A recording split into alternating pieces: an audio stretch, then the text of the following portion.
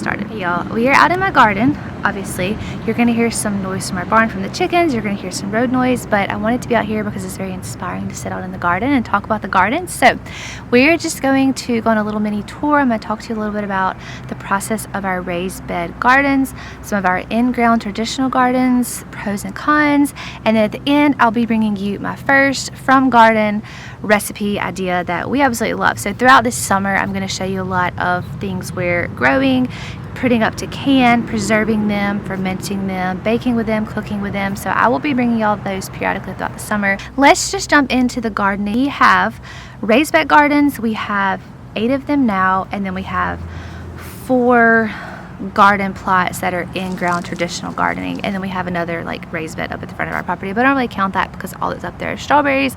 I don't even get to eat any of those strawberries because my kids eat them all before most of them even turn ripe.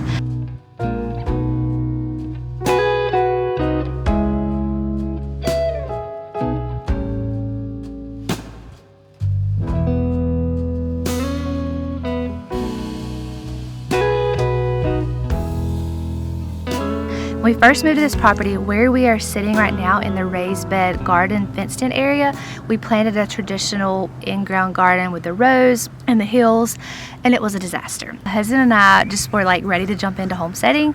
Looking back now, I probably would have done things a little differently. I'm not sure he would have because he loves the gardening process. We probably should have planned things out a little better, looked at the tree situation. There was entirely too much shade in this spot. We cut down like 20 trees around this garden spot. Our crops just were not able to flourish because they did not get enough sun throughout the day.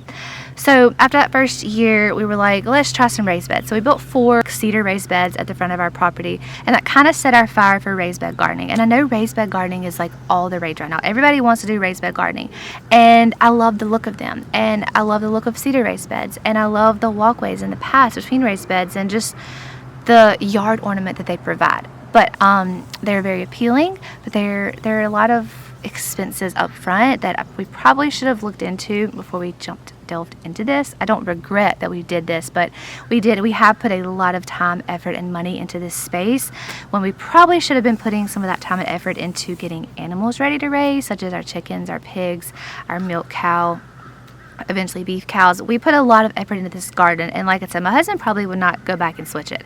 I probably would have if we had talked about it more, but it's all good. We love this space, but I'm just saying, before you jump right into gardening, think about what your ultimate goals are and what's going to take the longest to get there. And typically it's animals and getting animal fencing set up, and that's a lot of time and effort. So this is not it. This video is not about fencing and animals, it's about gardening.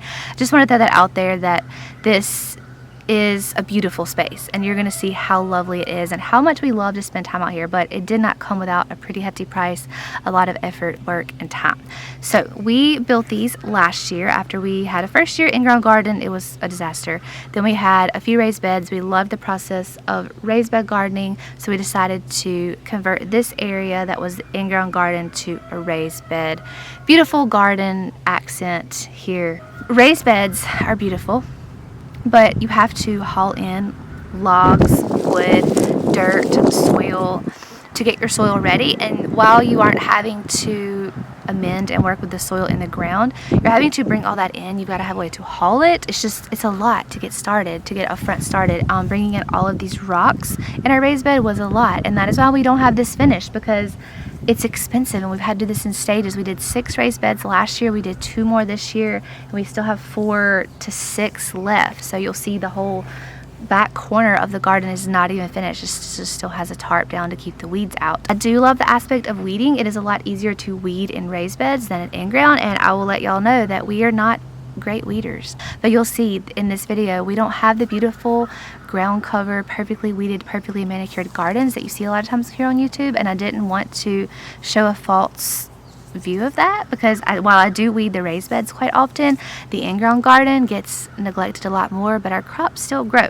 My husband puts a lot of time and effort into soil regeneration, cover crop, fertilizer, making sure our soil is top quality, compost, but the weeds just sometimes take over, and sometimes we lose crops because of it. I'm trying to stay on top of that better this year, but it's already May and I have not succeeded yet. But anyways, back to raised bed gardenings. They're beautiful. They're lovely to have. They are lovely once you get them started, but there's a lot of upfront Raised beds will take a lot more water. We have not set up a watering system, so right now we're having to hand water everything or depend on the rain because the water just seeps into them so much quicker than an in-ground garden. So you're going to have to think about the aspect of water and getting that set up. If you have drip tape, which we eventually will have set up in here, that's another efficient way to not have to water as often. But again, they're not going to hold as much water as an in-ground garden, so you are going to be watering more often in a raised bed. It is also kind of tricky to get the dimensions perfectly straight and lined up. If you're wanting this beautiful aesthetic raised bed space, you are going to have to work to get the dimensions and the angles and everything lined up nicely, or you're going to have like wonky paths and misshapen garden beds.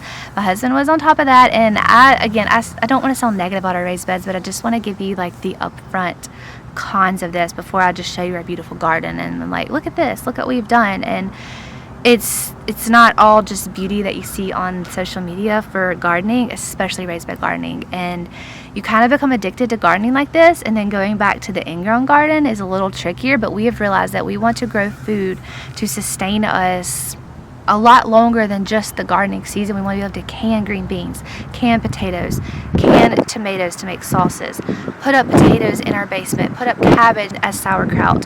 We want to be able to can cream corn. Like, we want to be able to put these things up, and you can't grow that in just a raised bed.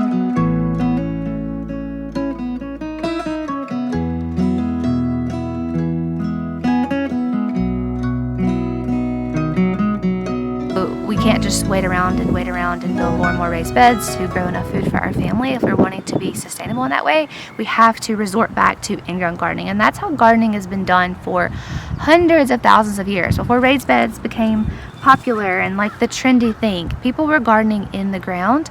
And I think they're beautiful to have raised beds, and it's a beautiful way to learn, and it's just very appealing, and it kind of just encourages you because you're looking at so much beauty in your gardening.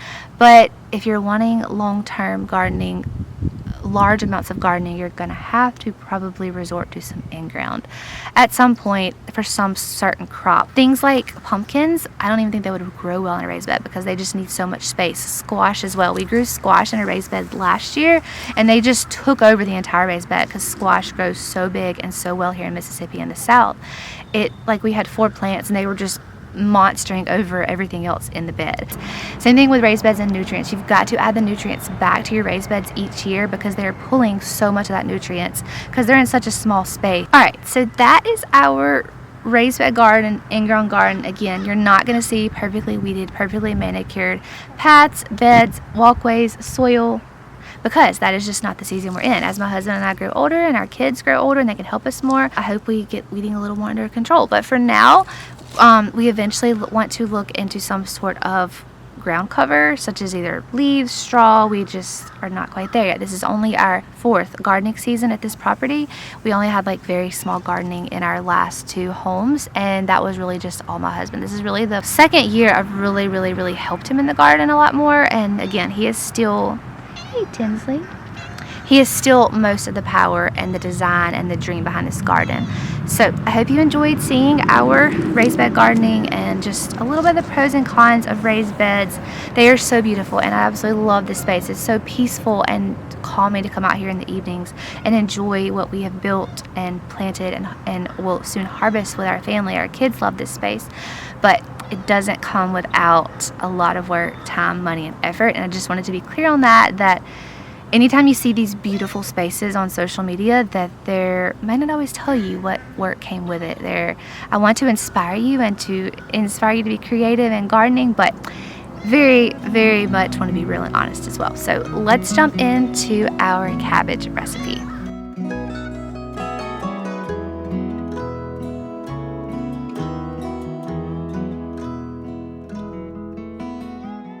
So we grew some pretty large heads of cabbage this year. However, they're more oblong instead of round and symmetrical as they should be. So when you cut into these, there's a lot of air space. They're not like a really tight, compacted cabbage. So we're gonna have to work on our cabbage growing skills. We got some beautiful cabbage. It tastes wonderful, but as far as the aesthetics of it, we're gonna work on that. So I'm just gonna share with y'all a quick cabbage recipe that we love. So I used to think that cabbage was just for sauerkraut, and for the last 3 years, anytime I had cabbage, I only made sauerkraut with it. But I didn't want to do all of it in a sauerkraut. So cabbage. I'm going to show y'all a delicious cabbage recipe that we love. It's so good on top of a salad, on top of a rice dish, on top of a pasta dish. It's good as a side for any dish. And I call this caramelized cabbage strips. My kids love this. So you're basically going to take your cabbage, cut it into strips. I usually cut it in half first, cut it into fourths, and then take a corner wedge of that and then just chop it into maybe 4 to 5 inch long strips, maybe about ½ inch in width. My son chops this with me so many times my strips are not symmetrical because he just loves chopping cabbage, my daughter as well. So we just cut our cabbage up into somewhat similar strips, put it in a cast iron skillet with a drizzle of maple syrup, and you're going to let the cabbage caramelize in that maple syrup in that skillet with a little bit of salt. The salt is going to pull out some of the water from the cabbage. That's what actually makes sauerkraut. The salt will pull the water out of the cabbage and create that brine for you. So cabbage will make its own water when you add salt. So it's going to take about 15 to 20 minutes depending on your cabbage. Your cabbage is going to shrink up a lot. So I actually video for y'all, I started with 2 skillets of cabbage, but it shrinks down so much. I actually ended up combining them so that it would further caramelize a bit better. If you get too much maple syrup, which I have done before, you will have more of like a liquidy cabbage. You want a crunchy, caramelly, crisp cabbage. My favorite way to top this is on top of like a rice meat dish. It just pairs perfectly with the soft, flavorful rice, the hearty meat with that crunchy, caramelized cabbage on top. So delicious. I've also put this on top of pasta, so we'll make like a normal pasta dish. The caramelized cabbage on top, so good. I put this in with a salad before, like fresh lettuce from the garden, topped with whatever toppings you want, and then the crunchy caramelized cabbage on top. Try this one out. Let me know if you do. It is a super simple recipe. It's literally 3 ingredients, and it's just been a really good way to use up this cabbage and to get it into our diets that we home grew on our property, fresh, good soil, the best that we can grow for our family. And I love when I can bring things straight from the backyard, straight into the kitchen, and cook that for our family. That's truly the ultimate goal here. We are not there yet. We are many years from that, but that is the ultimate goal. So let me know some of your favorite ways to bring cabbage in from your garden or from the store, from the farmer's market, however you cook cabbage. Let me know if you try this caramelized cabbage recipe. So, hope y'all enjoyed a quick little garden tour of our raised bed garden as well as our in-ground garden and some of the pros and cons that we have experienced thus far with raised bed gardening. I hope you enjoyed this cabbage recipe. Thank y'all so much for being here. I look forward to bringing y'all more farm, backyard garden to table recipes here throughout the rest of this summer.